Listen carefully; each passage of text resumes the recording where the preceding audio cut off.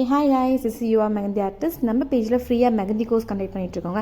இதில் நீங்கள் ஜாயின் பண்ணணும்னு நினச்சிங்கன்னா எப்பயும் போல தான் நம்ம பேஜை கண்டிப்பாக ஃபாலோ பண்ணியிருக்கோங்க. டிஎம்மில் உங்கள் நேமை எனக்கு சென்ட் பண்ணி ரெஜிஸ்ட்ரேஷனில் உங்கள் நேமை ஆட் பண்ணிக்கோங்க. ஓகே, இப்போது நம்மளுடைய டே 100ல் இருந்துட்டு ஒரு சேலஞ்ச் நம்ம பார்ப்போம்.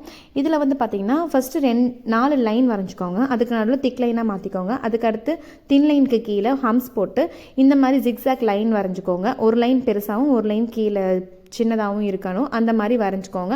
அதோட எண்டில் ஃபுல்லாகவே டாட்டாக வச்சுக்கோங்க. இது ஒரு பார்டர் சிம்பிளாக முடிஞ்சிருங்க. அடுத்து 4 லைன் போட்டுக்கோங்க. அது உள்ளே திக் லைன் மாற்றிக்கோங்க. அது கீழே தின் லைனில் நம்ம ஹம்ஸ் இந்த மாதிரி போட்டுக்கிறோம். அதுக்கப்புறம் மேலே ஒரு கோடு இப்போ வந்து ஜிக்ஸாக்காக மேலே பார்த்தோம் இல்லையா, அதே மாதிரி கீழே வந்து லைனாக போட்டுக்கோங்க. ஒரு லைன் பெருசாக இருக்கணும், ஒரு லைன் சின்னதாக இருக்கணும்.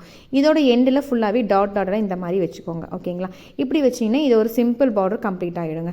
அதுக்கு அடுத்தது 4 லைன் போட்டுக்கோங்க. உள்ளே வந்து திக் லைனாக மாற்றிக்கோங்க. ஹம்ஸ் போட்டுக்கோங்க. எப்பயும் போல் ஹம்ஸ் போட்டு கீழே ஒரு ஹரிசாண்டல் லைன் போட்டுக்கோங்க. இதை ரெண்டையும் இணைக்கிற மாதிரி ஒரு வெர்டிக்கல் லைன் வந்துட்டு இந்த மாதிரி ரெண்டுமே ஜாயின் பண்ணி இருக்கணும். ஓகேங்களா, ஃபுல்லாகவே ஜாயின் பண்ணி ஃபுல்லாகவே போடுங்க.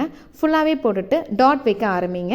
டாட் வந்துட்டு எப்படி வைக்கணும் அப்படின்னு பார்த்தீங்கன்னா 2 டாட் வைக்கிறீங்கன்னா அதுக்கு அடுத்து அதோட சென்டரில் டாட் வைக்கணும். ஓகேங்களா, அதுக்கு நேராக டாட் வைக்காமல் சென்டராக டாட் இந்த மாதிரி வச்சு ஃபில் பண்ணிக்கோங்க.